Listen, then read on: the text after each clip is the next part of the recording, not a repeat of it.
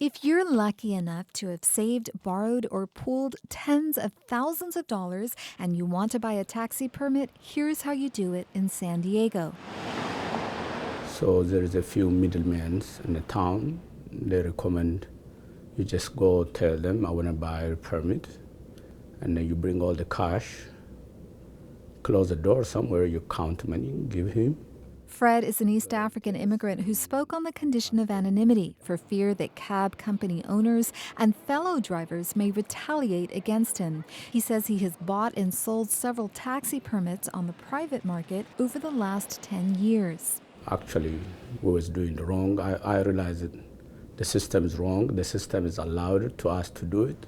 The system is overseen by the Metropolitan Transit System. It regulates San Diego's taxi industry. Officially, permits change hands from a seller to a buyer for a $3,000 fee to MTS through what's known as a transfer. But unofficially, cab driver attorney Bob Glazer says there's a hidden process.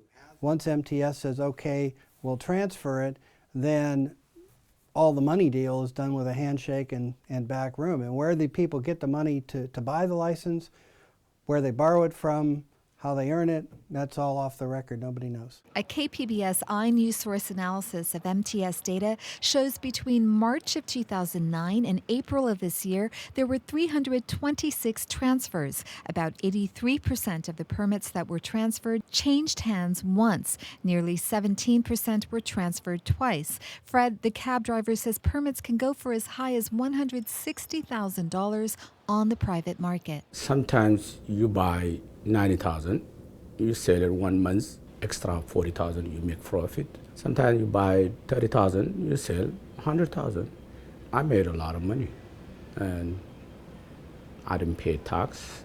The tax-free nature of the transactions raises legal questions. California Franchise Tax Board spokeswoman Denise Azimi says the state views the gain on the sale of an intangible business asset like a license as taxable income. Lawyer Glazer believes the private market cab permit sales are illegal. Because the license itself is not owned by the person selling it. The license is a property of the citizens of San Diego. San Diego Mayor Bob Filner says he's concerned and perplexed.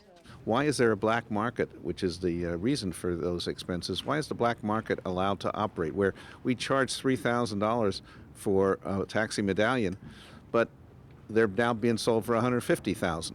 That's not right. The answer, according to drivers, lies in the law of supply and demand. There are 993 permits held by 418 individuals and cab company owners in the city of San Diego, and there are 1,850 drivers looking for work. Bob is one of those drivers. He's an East African immigrant who leases one of 6 permits owned by a man in East County. Bob would not allow his name to be used because he says the lease owner will fire him if he speaks publicly about their financial arrangement. Bob says he paid $7,000 up front to enter the agreement, and each month he pays $1,200 to lease the medallion and spends another $650 on gas and insurance. He says some months he takes home as little as $1,000 after working 12 hours a day, 7 days a week. The married father of 2 children holds a second job as a technician. He says it's a harsh life. But you got no option. I mean, the jobs are limited. A recent study by San Diego State University and the Center on Policy Initiatives found that nearly 90% of taxi drivers in the city lease permits from individuals or taxi companies. The study showed drivers earn a median wage of $4.45 an hour, including tips. Fred, the cab driver, says the soaring lease rates and a thriving private market mean higher cab fares for the tourists, seniors, and military personnel who all regularly use cabs as their main transportation mode. In this industry, the number one victim is consumer, the second is driver, and the third one city. Drivers say lax oversight is to blame. Tomorrow, we'll take a look at MTS's stewardship of San Diego's taxi industry and the possibility of reforms. Amita Sharma, KPBS News.